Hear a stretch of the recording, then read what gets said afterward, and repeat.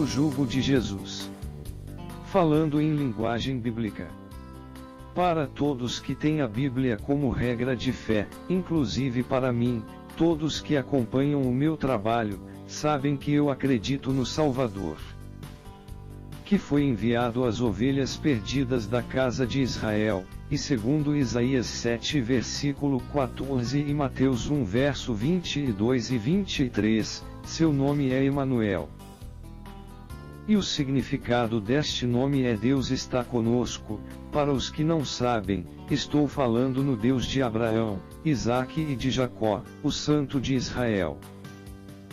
O tema de hoje é o jugo do nosso Senhor e Salvador. Este assunto deve ser tratado com muita seriedade, porque quem não se submete ao jugo do Salvador não pode se salvar. Notem que o Salvador usou uma linguagem no sentido figurado, para facilitar a nossa compreensão. Mesmo assim, a maioria das pessoas tem grande dificuldade de entender as palavras do Salvador. E aqueles que dizem que entendem e não as praticam, a si mesmo se constituem em mentirosos. Vamos à prova. 1 João 2 versículo 13 e 4. E temos certeza de que o conhecemos se guardamos seus mandamentos. Aquele que afirma, eu o conheço, e não obedece aos seus mandamentos, é mentiroso e a verdade não está nele. Mais uma vez quero lembrá-los que esse ensinamento tem o objetivo de dirigir as pessoas ao Criador na pessoa de seu Filho. E diante do nosso Criador, ninguém pode alegar inocência. Está aqui mais uma prova, João 15 versículo 22. Se eu não tivesse vindo e falado ao mundo, eles não seriam culpados, mas, agora, eles não têm qualquer desculpa pelos pecados que cometeram.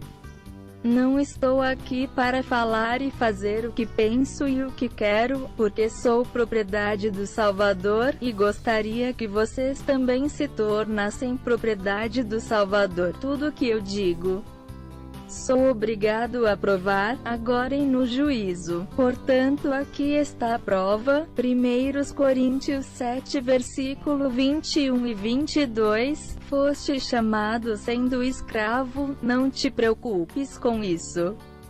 Mas se ainda podes conseguir tua liberdade, aproveita a oportunidade, pois aquele que, sendo escravo, foi chamado pelo Senhor, é liberto e pertence ao Senhor, e da mesma forma, aquele que era livre quando foi chamado, agora é escravo de Cristo. As pessoas pensam que pelo fato de ir ao culto, levantar a mão, aceitar Jesus, ter um cartão de dízimos, se tornarem membro de uma denominação, isto lhes garante a salvação. Pelo contrário, digo sem medo de errar, tudo isto serve para condená-los mais ainda. Porque quem é instruído pelo Criador, não faz isto, vai diretamente ao Filho, nada falo sem provar. João 6 versículo 44 e 45. Ninguém pode vir a mim a menos que o Pai, o qual me enviou, o atrair, e eu o ressuscitarei no último dia. Está escrito nos profetas, e serão todos ensinados por Deus. Sendo assim, todo aquele que ouve o Pai e dele aprende, vem a mim. As palavras do nosso Senhor são de valor inestimável. Segundo Timóteo 3 versículo 16. Toda a Escritura é inspirada por Deus e proveitosa para ministrar a verdade, para repreender o mal, para corrigir os erros e para ensinar a maneira certa de viver. Vamos falar mais um pouco de jugo. O que é o jugo? É um instrumento usado para subjugar. Segundo o dicionário, subjugar significa submeter pela força, por ameaças ou por habilidade.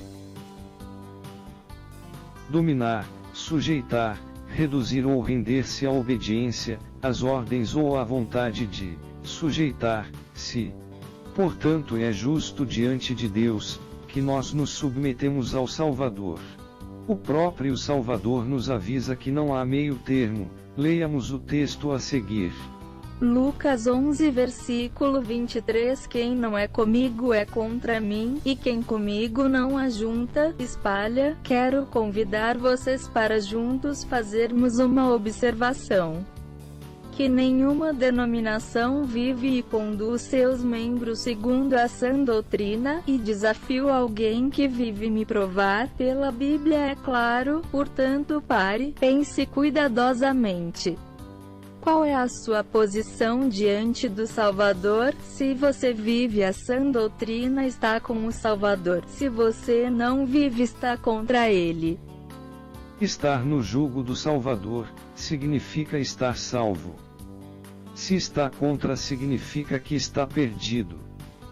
Como sempre, deixo o meu conselho, e o meu conselho é que cada um faça um exame de consciência perante Deus. Essa é a melhor maneira de saber se estamos contra ou a favor do Salvador.